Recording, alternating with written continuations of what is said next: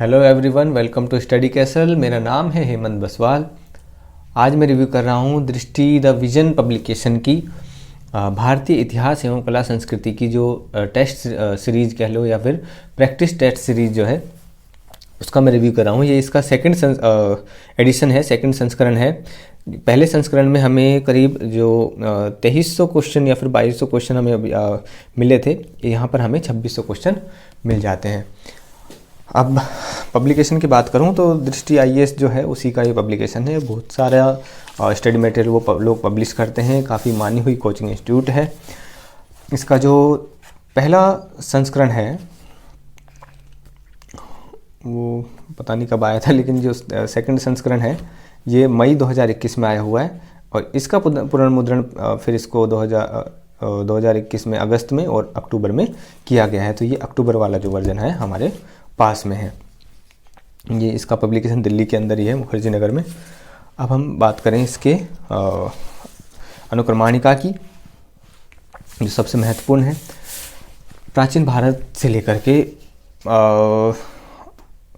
मध्य आधुनिक भारत तक और साथ में कला संस्कृति का पोर्शन इसमें लास्ट में हमें देखने के लिए मिलता है, जो कि है करीब 100 पेज का है। करीब 100 पेज का भी नहीं है, 80 से 90 पेज का यहाँ पर मिल जाता है। 473 से 546 पेज तक हमें यहाँ पर कला संस्कृति का जो पोर्शन है वो यहाँ पर मिलता है।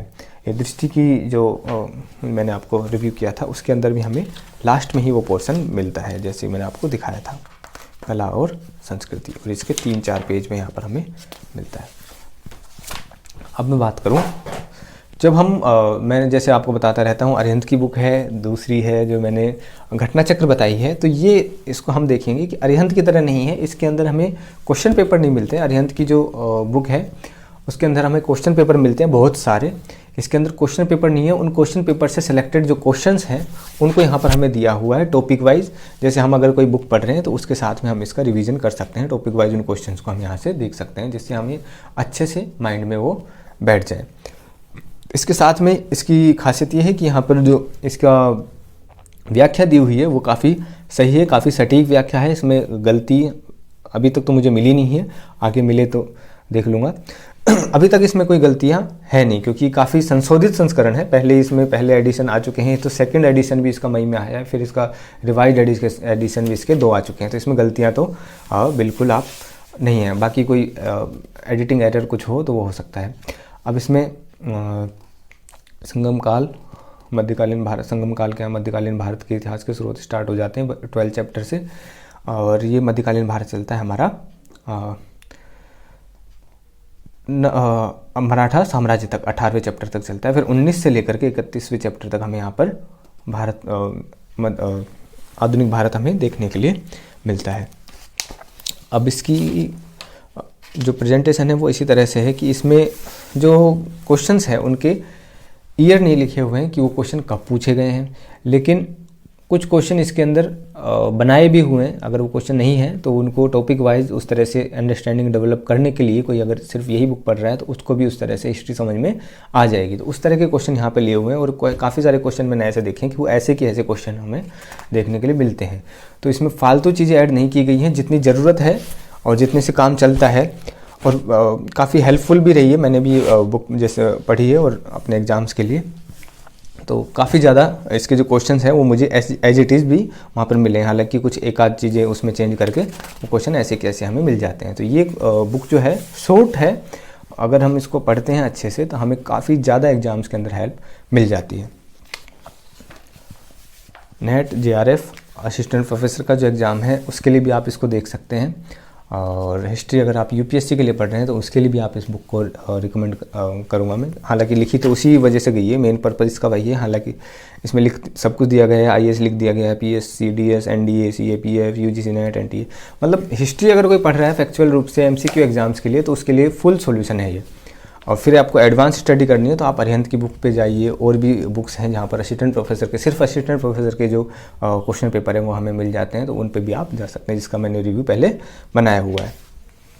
अब यहाँ पर मध्यकालीन भारत आ जाता है, दिल्ली सल्तनत से पहले आक्रमण और फिर दिल्ली सल्तनत।